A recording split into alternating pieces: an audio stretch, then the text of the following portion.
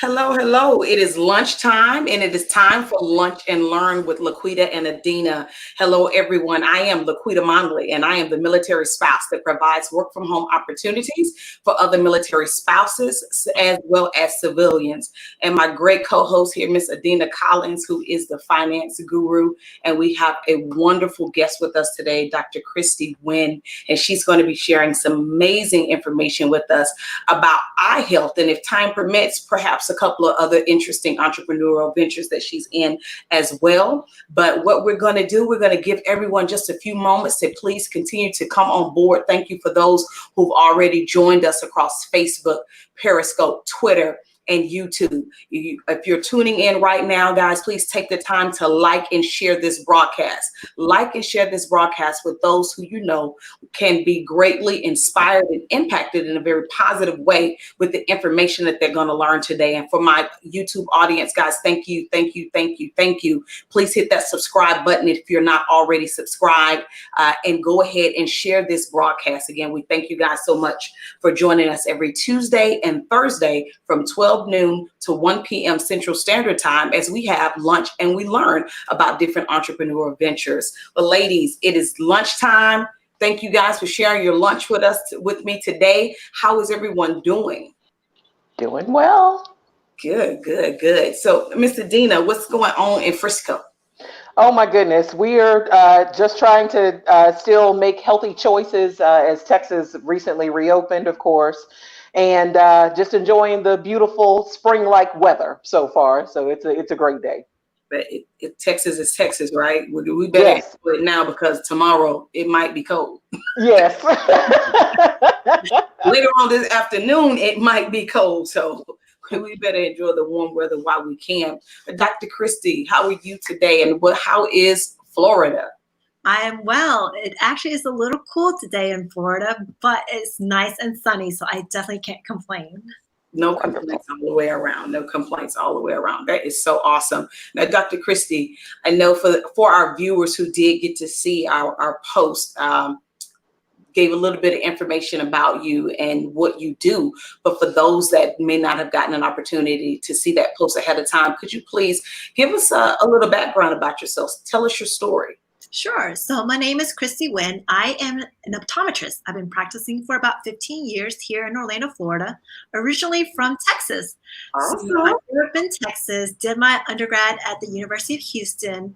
I grew up kind of already knowing I wanted to do optometry. I love helping people. So this opportunity definitely allowed me to do that. It's almost like an instant gratification to be able to help people see. I grew up wearing glasses, contact lenses, both soft and hard, colored. I even went through and had LASIK done about 9 years ago after my second child was born. So I literally have experience with everything eye related. So it's really easy to connect to my patients. And like I said, I love what I do and gonna keep doing it. Awesome. You know, we thank you for being a guest. And I think, Adina, Dr. Kristie is absolutely the first optometrist that we've had. And yes. we say the first doctor. We've not yet had a doctor on the show. So thank you for being a first for us in many areas. We appreciate you so much. You know, knowing from an early age that you wanted to help people with their sight, that's pretty awesome. Like, what were some of the things that you could say will help you to know, okay, this is what I want to do. I want to help people in this way. Well, it's really simple. I mean, I'm just squeamish about blood. Like anything blood related, I would just faint. So I narrowed it down really quick, like what things I can do, what professions that would allow me to help people. And you know, I was a very adamant churchgoer. I'm not going to tell you what religion I was, but I literally went to church every single day. And let's just say one day the sermon really hit home and I just really wanted to be just like Jesus and cure the blind. But again, being squeamish, I said, I just can't do the surgery part of it, but I can definitely do the other part of it. So that's when I decided, I think it was in junior high, that I wanted to become an optometrist because that will allow me to still take care of patients' eyes, but without doing surgery, that means no blood. So literally I was eagle-eye focused on getting to my goal, which was to become an eye doctor. Awesome. I don't think in middle school junior high or high school, I quite knew what I wanted to be, other than the fact that I knew I wanted to go to college so I could leave home. I knew that. I was firm in that belief, but I cannot say that I actually knew it until actually going to school and figuring it out while I was in school. So that's pretty cool. That's awesome. Right. Miss Adina, do you have any questions that you want to ask? Well, Dr. Kristie and I actually, if it's okay, we actually share a birthday, so we already do have a commonality. And so, Dr. Kristie, of course, with everyone having the shelter, in place, of course, we know that we are having to read more. We're having to get more on electronic devices because so many places have not officially reopened. And even for those who may have, we know that there may be more work that's going to have to be done, whether it's on cell phone or iPad, potentially even having to do even virtual conference calls, of course. So we're just having to have even more exposure to electronic devices. How can that actually impact your eye health? Well, when you're using too much electronic devices, you can actually cause your muscle to kind of spasm and lock down. There's also reduced blinking during this time when you're straining so much to help your eyes focus when you're doing these near tasks. That means your eyes going to dry out, which could cause fluctuation in your vision. So there's something that we have called the 20-20-20 rule. I'm just going to add an extra 20 on to the end of it, and let me explain. So basically, for every 20 minutes that you're spending on your electronic devices, you want to take a 20-second break to look at something at 20 feet. What that does is allows your muscle of your eyes to relax, so it's not continuously working. And again, by doing that, it's going to help your reduce eye strain and, again, potential headaches. All right. And then if you blink 20 times, that's going to replenish your tear film, like purposely blink, because sometimes you do half blinks when you're trying to keep focus. So you have to complete 20 blinks of your eyes to replenish that tear film, so it stabilizes again, so that your vision can consistently stay nice and clear. So. Okay. So again, for every 20 minutes that we're on an electronic device, that we should take a 20-second break, yes, and to be able to look at something that's at least 20 feet away, yes, from us. Okay. Yes. Okay. So the 20-20-20. Yes. Okay. Awesome. So what are some of the things? So I'm going to use myself because I'm in front of this thing a lot. I'm in front of this thing a lot. And with trying to improve how people see me when they're looking at the broadcast, I've added a lot of lighting. Mm-hmm. So on average, for me, I'm sitting in front of a screen probably maybe 8 hours a day. And now with COVID being in place, I'm not only am I in front of this that much, but now I'm also in front of massive amounts of lighting for long periods of time each day. What kind of negative impact will that have on me if I continue to do that over a prolonged period of time? Like, because I know I'm going to do that. There's no doubt I'm going to do that because it's now part of my job. Doing it, right? Well, again, just make sure you do that 20-20-20 rule that I was talking about. Just taking those breaks would definitely help, because, like I said, it's going to give your eye that nice little break. Some things that you can do is, if you wear like glasses, or even, you can always add a feature called anti-reflective coating. Now, if you don't have glasses that you wear, you can always add this coating onto your computer screen. You can actually buy the anti-reflective coating and add it to your computer monitor. And what that does is help reduce the glare that's coming off the monitor itself. Now, if you're the type of person who works that 8 hours but into the night and not during the daytime, like normal folks, well, during the nighttime, your electronic devices also emit something called blue light. Now, the blue light basically what it does is it disrupts your circadian or sleep pattern. So that's why a lot of time people who work late into the night and been on their electronic devices find that they have a really hard time falling asleep right away. And that's because of that blue light emission. Now, some of your electronic devices will have the option, like your cell phone, for you to switch to that blue light, the blue filter, but not your laptops may not have it. So with that, like I said, you could, if you don't already wear glasses, you can add the feature onto it. You can always buy blue light filter light sources. So there are companies out there that does that. And like I said, if you need information, I can always share that with you.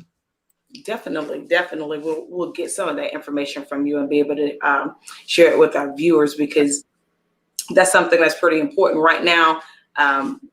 Being able to work from home and do different activities from home was always a thing. But with COVID having literally the world shut down, people by and large are realizing this is something that we need to be doing more and more. And so for whatever my opinion is worth, I don't see us going back into a situation where people won't be doing these types of things that we're currently doing on a more consistent, regular basis. I think it's here to stay. And so protecting our vision is going to be, it was already important. Now it's going to be super more important, because we're finding ourselves behind our cell phones and behind laptops, sitting in front of, lots of lighting on a more regular basis. Yes. Cool. Now, I do have another question for you. What are some of the different types of eye issues, or maybe your top 3 or top 5 eye issues that you see regularly in your practice? Well, the top would be a refractive error, which means you need correction to see better up close, far away, or a little bit of both. I can go into more detail on that if you want to. Second thing is going to be health issues, systemic health issues that can show up in your eyes, such as diabetes, high blood pressure, high cholesterol, syphilis, lupus, HIV. Those are just some of the things. There's a lot of other things. I would say number 3, top would be strabismus. So basically strabismus is just an eye turn, whether it be your eye turning in, out. It could be just sometimes or all the time. So yes, let's talk about this a little bit. Let's go, I guess. Yeah. So so let's go to the number 2, and then we'll go back to the number. Can we do them out of order? Sure. How do these medical conditions impact my eye health? Well, if I didn't know I had the problem, and I'm coming to you for my regular visit, and you're able to, how does that work?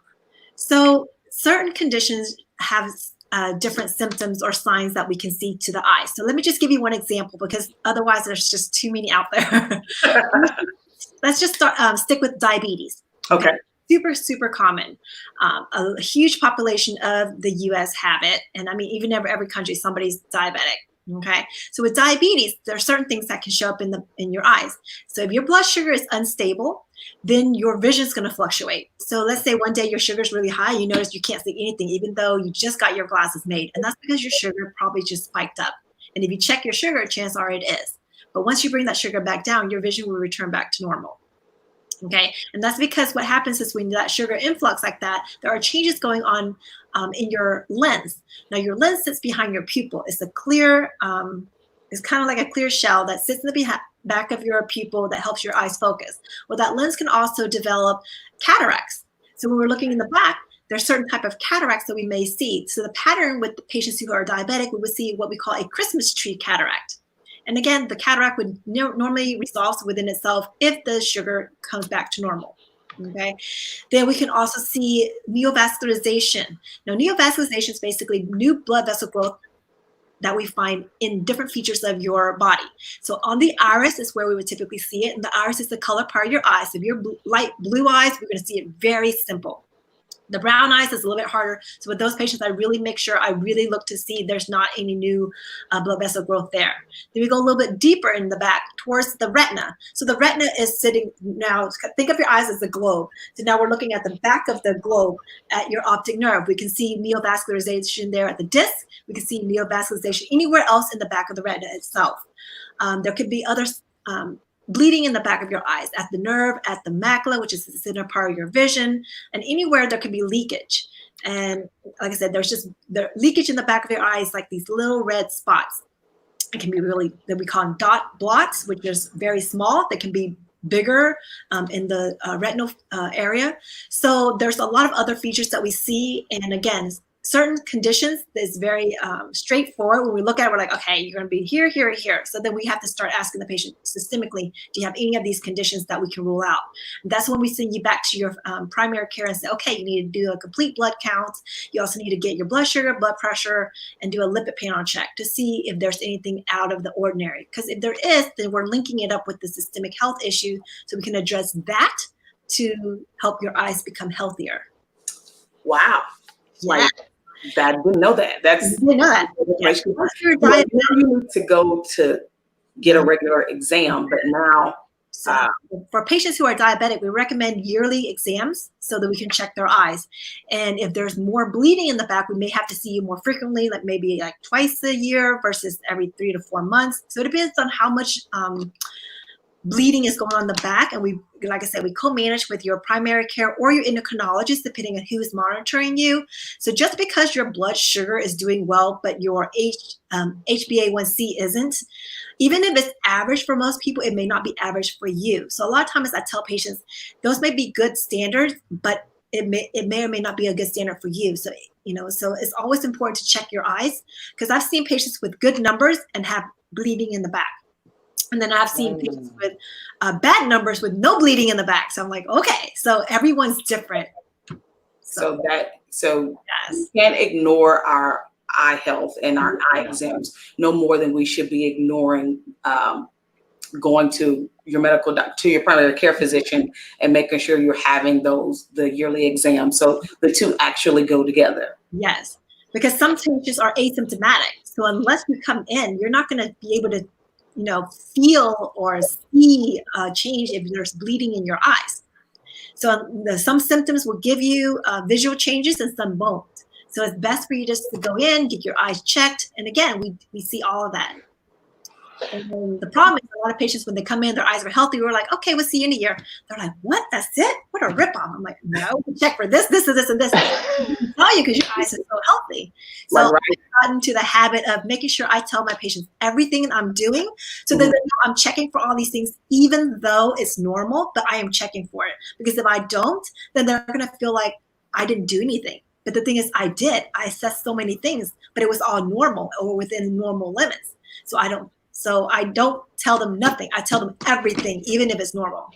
So that makes me feel so much better, because like when I do go in and I'm sitting there and I'm waiting, and I go in, I do the exams, and I come back out, oh, you're good. Come back this time next year. It's like, okay, really? What? But it's better to hear anything than to hear something. So what are some of good questions that if we have a doctor that's not as communicative as you are, what are some good questions that we can ask our eye doctor while they're doing that exam, so that we can get a better understanding of actually what they are doing and why they're doing it? So you can always, ask them when you're sitting in the chair is, do you mind just kind of walking me through what you're doing? I feel a little bit nervous. So usually if you say that, they're going to say, okay, I totally understand where you're coming from.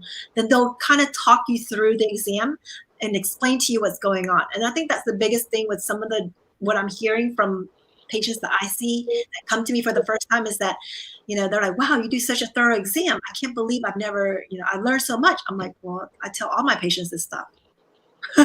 So I'm like, it's not any different from patient A to patient B, regardless of your status in society. I treat everybody the same when you're in my chair. I treat you like royalty. You are my patient. So I tell you everything. But the thing is, not all doctors do that because they don't have enough time. So what you have to do is you just have to kind of let them know, what are you seeing? Can you please explain it to me so I know what you're doing, what you're checking for, just so that I have a more peace of mind. Simple. Awesome. Which is really wonderful, because I think a lot of times, even if it seems like it's going to be a relatively simple exam, some people, as you well know, they may have done okay before they went into the office, and then it's something about hitting the door of the doctor's office and the blood pressure goes up and they're like, oh my gosh, because they kind of shift into thinking that it's going to be a negative thing, and it doesn't necessarily have to be. It's just this is where they find themselves right now. And so, Dr. Kristie, I wanted to go back to some of the conditions that you end up seeing, and I was curious when you mentioned about the cholesterol piece, that you're able to determine that someone may have higher cholesterol. Is that because cholesterol, of course, is helping to narrow arteries. And so, is that constricting the blood flow, which also would end up impacting the vision? So not impacting the vision. Okay. So usually, typically, things I would see with the cholesterol is more superficial.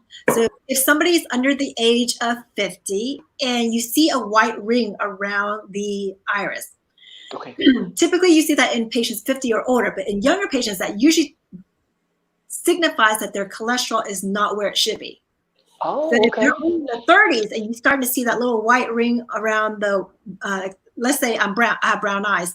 So you see the white ring around my brown eyes, and I'm only, in my 20s or 30s, then I'll be like, well, you may want to have your lipid panel check with your doctor because your cholesterol probably is not adequate. And chances are it isn't. So a lot of times that's one of the things that we look for. Another thing is what we call xanthelasma. I know it's a really long name, but all it just means is these little fatty deposits along your upper lid. So it could be on the upper, usually we see it here, or down here. So they're just like little skin, skin elevations. And like I said, the name is called xanthelasma, but it signifies the fatty deposit that's collecting. And usually if you see that in somebody, you could just look at it and go, okay, you probably have cholesterol. And they're like, what? How do you know? Because usually with the cholesterol is you can have narrow, like you said, narrow blood vessels that could lead to plaque buildup, and that could lead to an impending stroke. Super important when we're checking that in the back. If we're seeing like a little plaque and it looked like it's stuck, we're going to probably send you to your doctor and say you might want to take some aspirin as precaution, but you may be having a impending stroke. So we've had diagnosed patients for strokes prior to it happening because of the eye exam that they came in for. So it really is very critical that you do have regular eye exams, because it's not just about the health of your eyes. It really is also very telling about the entire health, really, of your body. Yes. So that's absolutely. It just shows up, and a lot of times we are probably the first person to see it before they go into even see their primary. So a lot of times we see something in the back of the eyes and we refer them to the primary, and they're like, yep, this person has that. And we're like, well, we know, we saw it in the back of the eyes. So wow, let's know that you can see. They're like, yeah, I'm not an eye doctor, but it's pretty awesome how our whole body literally works together in one function. And so if something's not off, you can literally look at my eyes and tell me that some particular thing isn't functioning right, or is about to go really bad in case of seeing an impending stroke because I went in to get an eye exam. That's pretty awesome. I mean, some doctors have even diagnosed tumors from the eyes. Wow. Oh my goodness. But I'm saying that there are other cases, but so that's not something that's common for me to see, but other doctors, they've seen it. So it all really depends on where you practice and your the people that you are seeing, because certain community may be more prone to certain things. Because I know when I worked at the Indian clinic as an externship, back eons ago, it feels like, that was a really huge community of high myopia or nearsightedness, lots of astigmatism, and diabetes was one of the big things. And like I said, with some of these systemic health issues, it can lead to something called retinal detachment, where your retina tears, and that can lead to permanent vision loss if left undetected. So, yeah, it's pretty cool. So, in other words, the takeaway here is do not neglect going in for your eye exam. And make sure you get your eyes dilated. If not, opt for a retinal imaging. They offer that, because again, if we can only see this much in the back of your eyes with it non-dilated, we're not going to see much. We're only going to be able to see like your optic nerve and maybe your macula.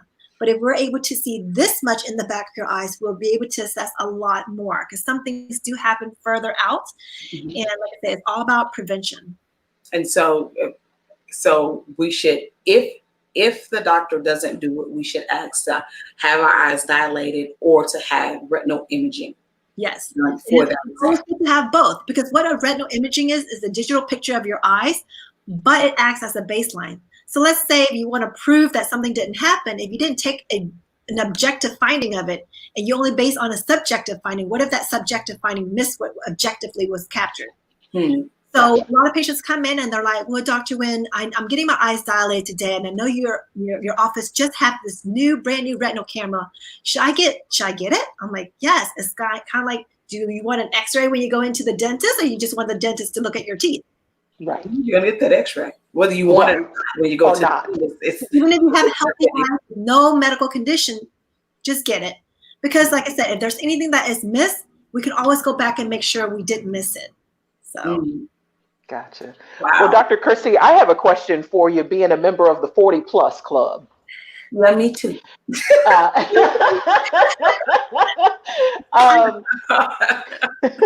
What things might people who are in the 40 and over club start to notice about their vision that maybe they hadn't noticed prior to turning 40? Gotcha. So this is very popular as well. It's what we call presbyopia.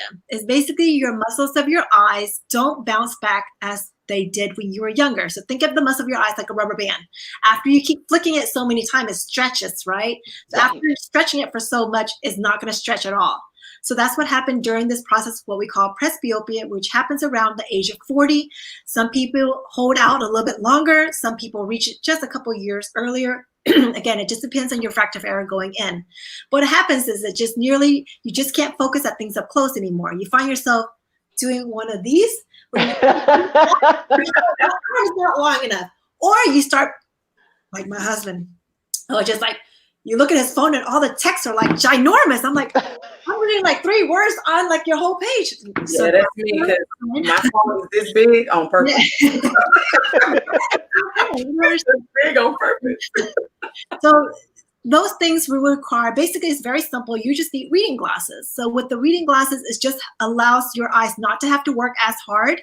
It doesn't make it weaker. If you only wear it when you need to, then you're just eliminating that headache or eye strain that could happen if you don't have it. So why put yourself in the situation where you get the headache, and you could have eliminated that just by wearing your reading glasses to begin with. So a lot of times if you're on your electronic devices too, like I said, a small reading prescription would just help relieve that eye strain. But like so for the presbyopia, you just need the reading glasses. Other people, it could be something subtle. It's just the reading that's going. Others, the reading and the distance may go. So if you were one of those who have perfect vision all your life, you hit around 40ish and all of a sudden everything just seems blurry. You probably were farsighted most of your life, so it just hits you harder. It just means your near wit and your distance wit at the same time. Wow. So you're needing something called a bifocal lens. So the bifocal lens has both a distance and reading prescription in it. There's there's different versions. There's the bifocal, where it has just a distance and reading. There's a trifocal, where you can add an intermediate there if you do like computer work at arm's length. Then there's something we call progressive.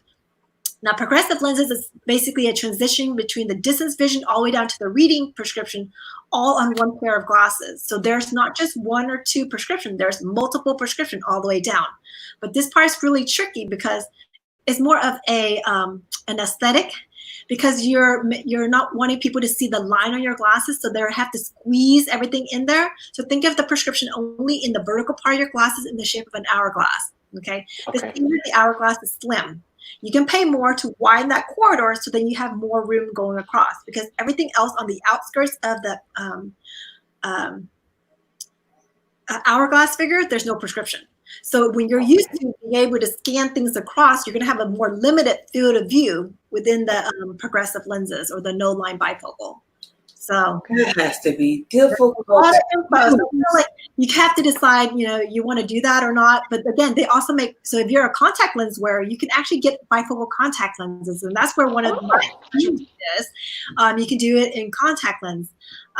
So that's, like I said, a whole nother topic that we could definitely talk about if you're interested. Well, yeah. I'm both a glasses.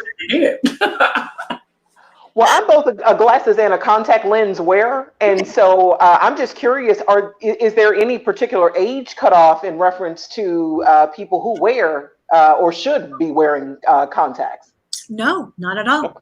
So I fit contact lens as young as, I would say, 8 years old, as long as the patient is responsible when they come in. They seem like they're responsible. I'll ask the parents as well, and I fit as late as, I've had patients in their 50s and 60s try contact lens for the first time because they're like, I need glasses to see, but I don't want to wear glasses. So, like I said, the options for contact lenses is a little bit different. It's not as straightforward as glasses. It's more of a compromise because you're trying to get, again, away from having to have something on. There's so much technology out there. We can correct now in your bifocals. We could do distance vision only in the contact lens, and you can put reading glasses over on top. We could do something called mono vision, where we correct your dominant eye to see distance, your non-dominant to see reading. We can even do a bifocal contact lens in both eyes. Again, as I'm giving you the option, the price goes up. Right, of course. The complexity of the fit. And with the bifocal, we can do just distance and reading. We can even correct the astigmatism now. There is a brand out there where we do that as well. And this goes for soft as well as hard contact lenses. So it's pretty. I have 4 children, and every one of them has astigmatism, and their glasses have always increased in price because their prescription always changes every year. And you can correct that? We can. Now, there's something, so if your children's eyes change very frequently. Every year. They go annually for the exam, every year it changes. Well, it all depends on their prescription. So a lot of times for patients who are nearsighted, they may be, depending on their growth pattern as well, because children do grow and the eyes grow with them. So you have to keep that in mind. So normally during a growth spurt, you would get a really large change, but it's very common to have your vision change every quarter or just half a diopter every time you come in. And I would say that's every 6 to 12 months. Your vision typically changes about that much. But if it's changing more than that, we may need to put you on what we call a myopic control treatment. And that can be done with topical drops. It can be done with bifocal glasses, bifocal contact lenses. You can even do orthokeratometry, where we kind of stagnate the changes of your eyes. So there's different modes of that. I do a very low-key version of that. There are doctors who specialize in myopia control or patients who are nearsighted with astigmatism. So again, unless you're the patient's mind, it's really hard to kind of go into further details than that. But it is that. You just have to kind of ask and talk to your doctor and say, is there anything we can do to help slow their changes? Yeah, I definitely will ask that question because they go every year. And every year there's a change in that prescription. So every year we're getting, 2 to 3 pair of glasses because they all play sports, especially my youngest. He's got sports goggles he wears for basketball, sports goggles he wears for football because the basketball glasses don't fit on the helmet. And then, you've got at least 2 pair of glasses because he's going to break or lose one. So you have that. And all of those, the price goes up. You should consider doing contact lenses because he was in and out. Well, yes, you're taking it in and out, but they're going to have much better peripheral vision, especially if they're playing sports. Okay. Because with the glasses, it's a couple of millimeters away from the eyes, but then it's cut off from whatever they can see in front. So everything on the side, if they're playing sports, they're not getting that peripheral vision. But with the contact lens, it's completely on the globe. So they're going to get really good peripheral vision if they're playing sports. And then some contact lenses can help also slow down the growth of myopia, depending if they're wearing the hard lenses or not. Soft lenses, the shape of your eye tend to change behind it, but with the hard one, it doesn't fluctuate as much. So, growing up, I switched over to wearing hard lenses for that reason, because I was ripping my contact lens all the time. So my mom couldn't afford to keep buying it. But then the hard lenses also help slow the progression of my nearsightedness. And myself and my brother, the one brother who does wear hard lenses, we have a very low prescription compared to my other siblings who all went into soft contact lenses. Their prescription is much higher than ours. So that's why a lot of people wear the hard lenses in like Asia, because it does slow that progression down. So again, there's different ways to go about it. But like I said, you just have to talk to your doctor to see what she or he is comfortable with. And if they're not comfortable, they can refer you to somebody who is. Thank you so much for that, because it's time for him to go again. The only reason he hasn't went is because of COVID and we can't get in. Yeah. But as soon as we're able to get in, it's time for it's time for him to get an exam. And I know without a doubt his entire life that prescription is going to change, and we're getting all new sets of glasses because that prescription changed. Yeah. So I do that.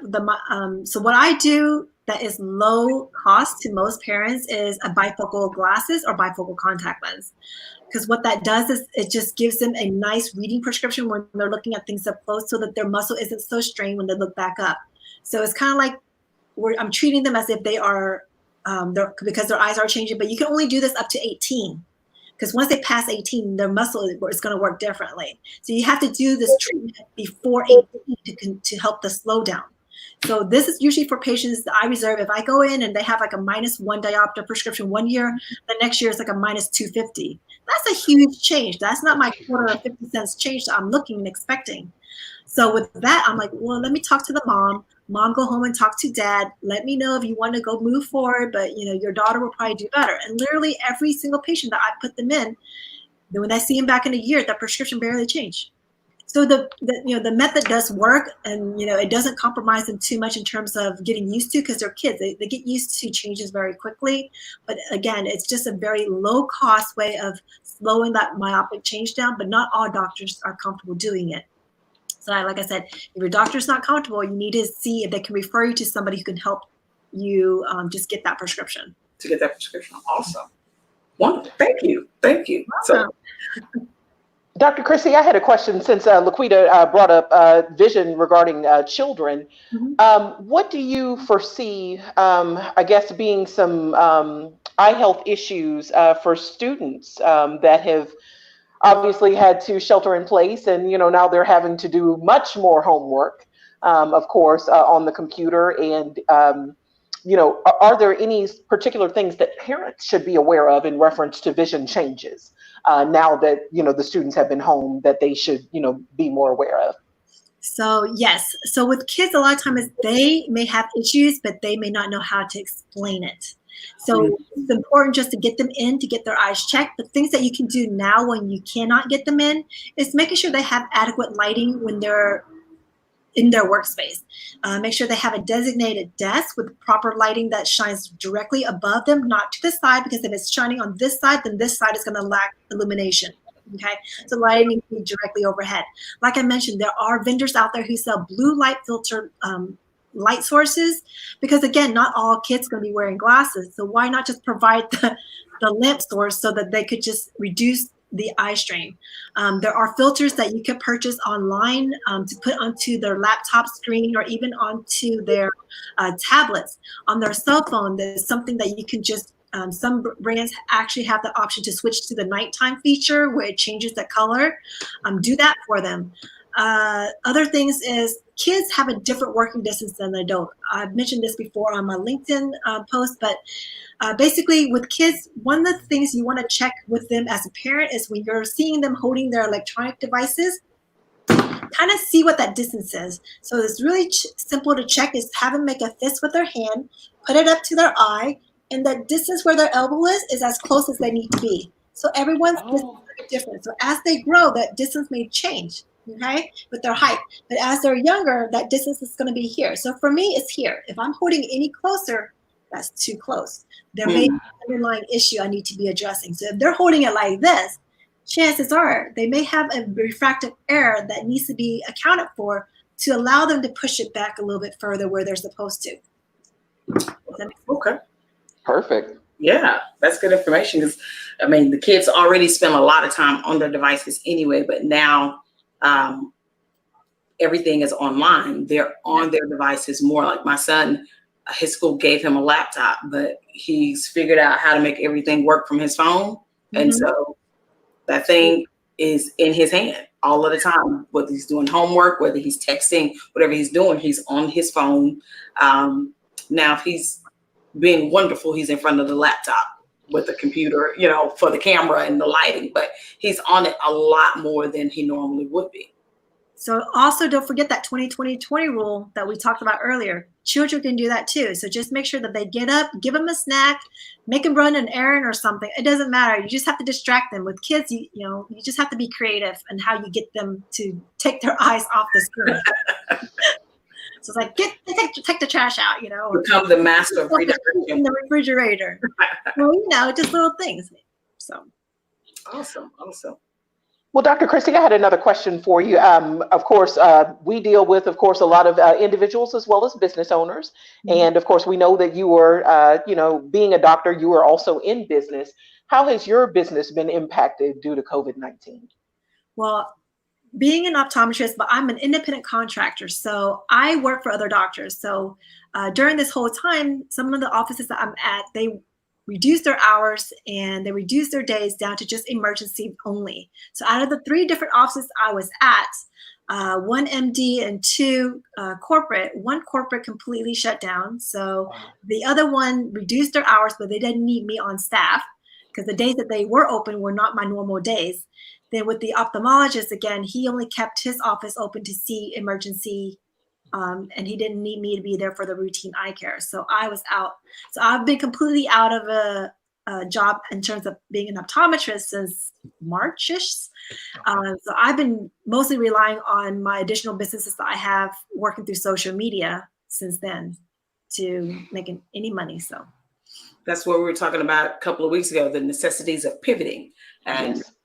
so no matter what you do, and I thank you so much for sharing that, because one of the things that we highlight on our show is the necessities of multiple streams of income and being able to take whatever your current business is and being able to pivot. What kind of things can you do that will branch off from that that will produce additional streams of income, so that if one is negatively impacted, you still have other avenues which you're able to get income from. So that's pretty awesome that though that door was shut for that, you still have those other avenues that you can continue to produce income from. Because I know a lot of times people, regular blue collar 9 to 5, and we're thinking, okay, yeah, our jobs are impacted, but not putting considerations, doctors, lawyers, and people in careers like that, like this has negatively impacted their ability to work as well.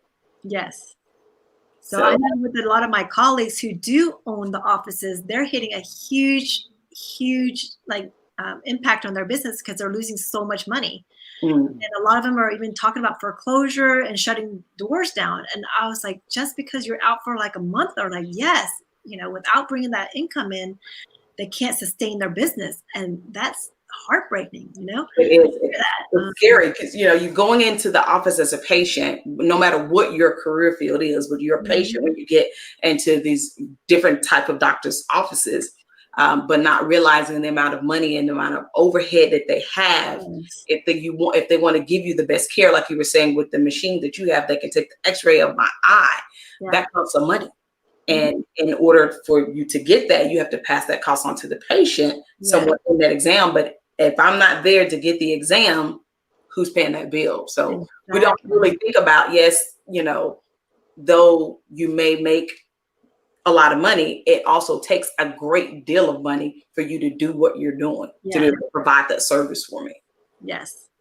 So thank you. That's pretty cool. That's just thank you for giving that insight, so give people a little bit more to think about.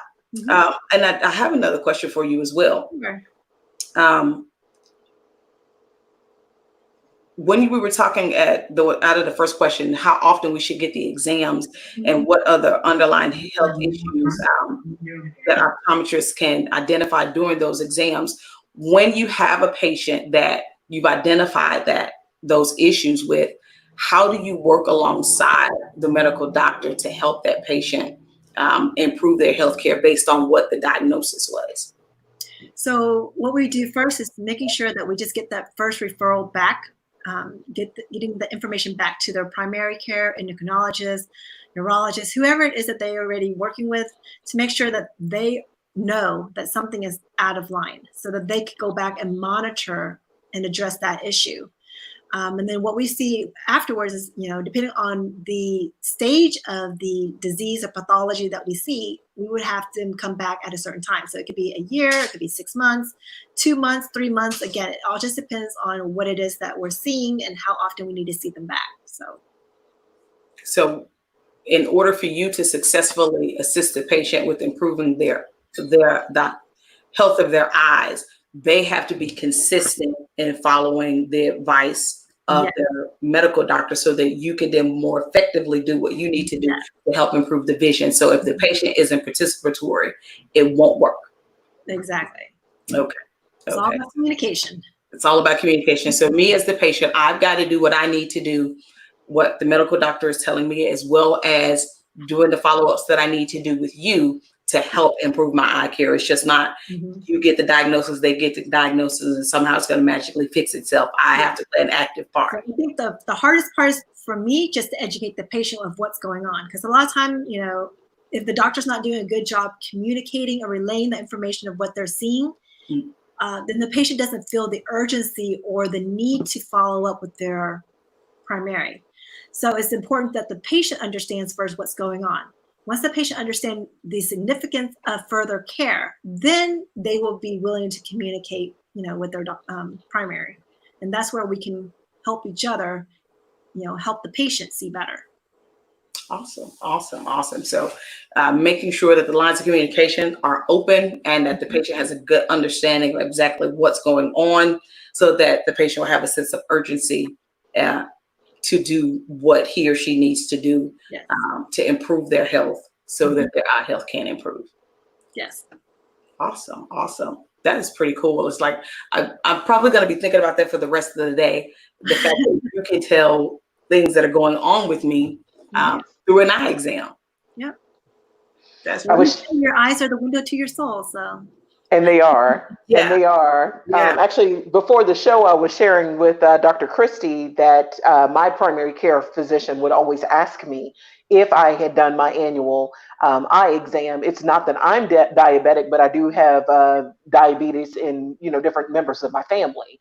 So, you know, of course, you know, they always take that into account. And so I was saying that I was always opting to have additional vision tests done.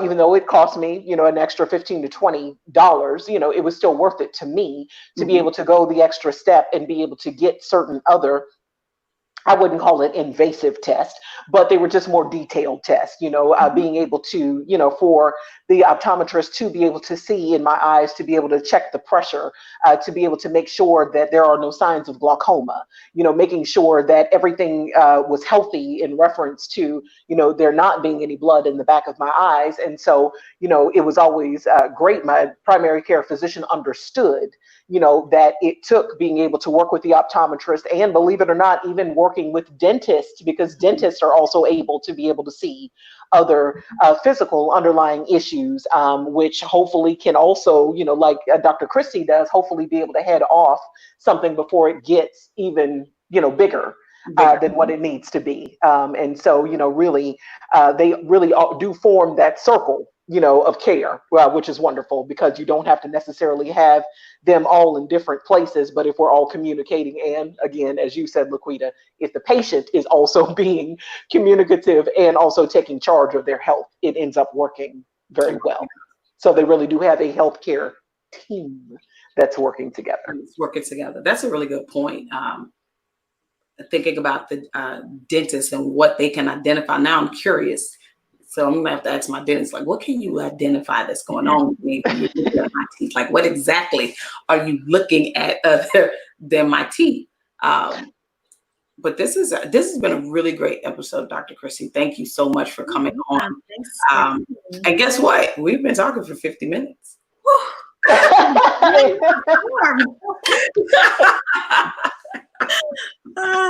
Yeah, it's that the time does pass by really quickly, but it happens when you love what you do and you're really detailed in explaining. Like, we've had one of our guests here has a comment, and she says, you know, she's sharing this post across Facebook because after many years of being told you need to go get an eye exam for your vision, it wasn't until hearing you that she sees it's very important for things other than her vision. Like, I've been getting eye exams for as long as I can remember, and I never knew that it had anything to do with my overall physical health. Getting that eye exam, it was like, okay, this is just to check to see if I need glasses. No, I don't. Boom. Let's go on to, you know, I'll see you again next year, you know, or same thing with my kids. Go, okay, we know we're going to get them glasses. Let's see how much it's going to cost us now, you know, but being able, now knowing this, people will be more inclined to, hey, let me go ahead and get this eye exam, because they might be able to tell me some things that I didn't already know and needed to be made aware of. So and that's why I do what I do. I love sharing, things that I look for during an exam that most people don't realize that we do check for. And there's just so much more than just what's better, one or two, when you go in to get your eyes checked. But again, if your eyes are healthy, a lot of doctors do kind of brush you off because you are so normal, you're so healthy.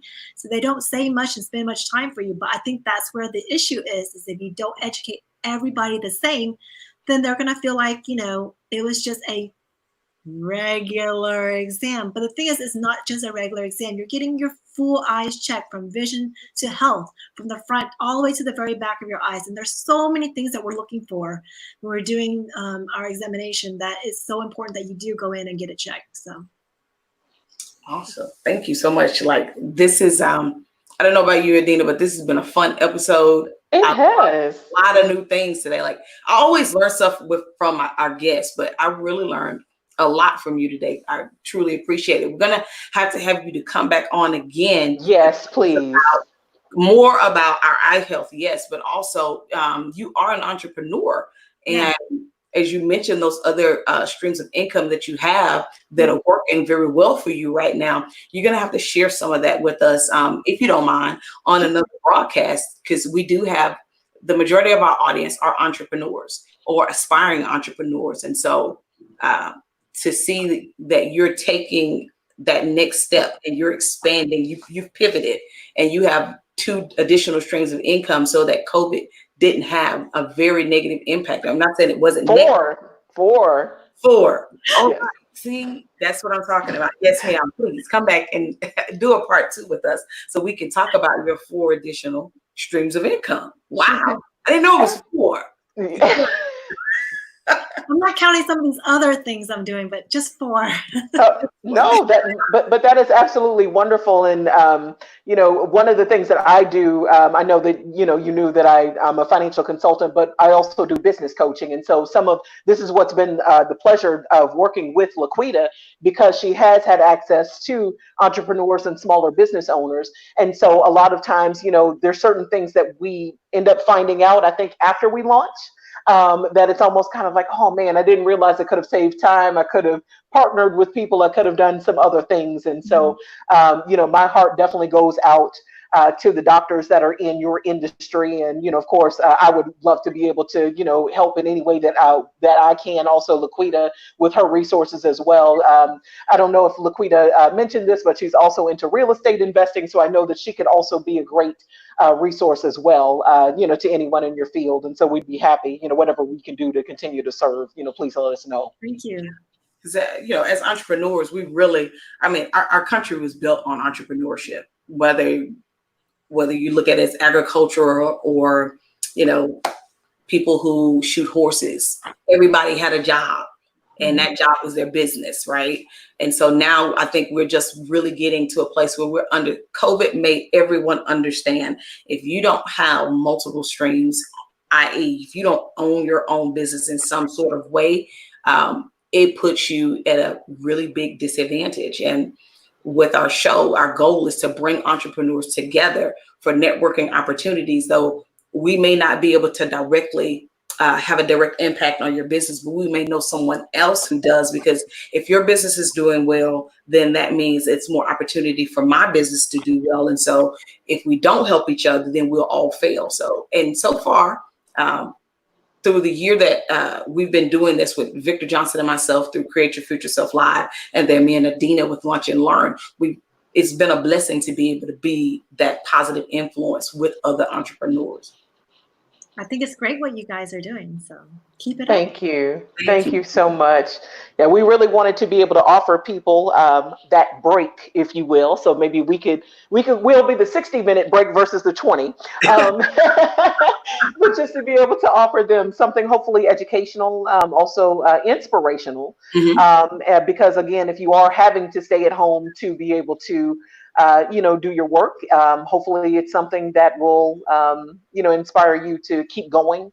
And also, hopefully that you can learn even more. So this was just our way of being able to give back, to our community. So we are definitely grateful that you were able to join us, and we have definitely learned quite a bit, and definitely hope that you'll be able to, rejoin us as soon as you are able to. So thank you so much. You're so welcome. Awesome. Well, ladies, thank you again. And our time is officially up. But we will be back again. This is Thursday. So Adina and I will be back on Tuesday at 12 noon to 1 p.m. Central Standard Time. We'll be enjoying Lunch and Learn with another amazing guest. Coming this Tuesday, I believe we will have a business attorney in with us again. So those of you that are watching, if you have some questions or you just want to hear some insight from our guests, please join us on Tuesday, 12 noon to 1 p.m. Central Standard Time. Bring your questions. He is a business attorney. He is an expert in his field. He's been in this field for over 20 plus years, yes, working with small startups to multi-million-dollar companies right out of the Houston and Dallas area. So those of you in Texas, especially, if you have questions, if you have comments or thoughts, please join us on Tuesday and share that information with our guest, and he'll be more than happy to address any and all questions that you have. Well, until next time, I'm LaQuita. One other thing before we go, Dr. Kristie, since you've provided such great information, how can our audience get in contact with you? Yes, thank you. Thank you, Adina, for sure. Sure. Well, I am on Instagram as well as LinkedIn, and I can provide the information if you want to. So LinkedIn is more for professional stuff. So if you want to follow me for more eye care stuff, things like that, professional positivity, that's where I am. I do more of my promotion on my other businesses through my Instagram account. So. Okay, well, perfect. Thank you. Thank you so much. So your Instagram handle, is it also your name as well? No, it's your_skin girl. Okay. YOUR? YOUR_skin, SKINGIRL. Because I do, one of my side businesses is skincare. Perfect. Perfect. And she does have glowing skin. So if you ever have a chance to be able to see some of her LinkedIn videos as well as her LinkedIn pictures, Dr. Kristie has some amazing skin. So thank you. Yes, she does. Yes, she does. Awesome. So guys, please check her out on LinkedIn. Follow her on LinkedIn and as well as on Instagram at your_skin girl. That is her Instagram handle. Reach out to her. If you want to know more about skincare and other motivational tips, go out to her Instagram handle. If you want to know more about eye care and how to improve your eye care, reach out to her on her LinkedIn page as well. Awesome. You have anything else, Ms. Adina? Nope, I think we are good. Cool, cool. Dr. Kristie, you have anything else you want to share? I just want to thank you both so much again for this opportunity to just talk to your network. I really do enjoy sharing with people about, how to take care of their eyes, because it's so important. So even more so now during this time, being cooped up in the house. But thank you so much for having me. Awesome. You are so welcome. Thank you for being here. Again, thank you guys. Thank you, our Facebook audience, our YouTube audience, our Periscope and Twitter audience. Thank you guys so much. Thank you for those who've been liking and sharing this broadcast. And for those that have been sharing the watch parties, we appreciate your love and support every week, every Tuesday and every Thursday at 12 noon Central Standard Time to 1 p.m. Central Standard Time. We are here for Lunch and Learn with LaQuita and Adina. Please continue to like and share this broadcast, and we look forward to seeing everybody again on next Tuesday. Take care. Bye. Bye.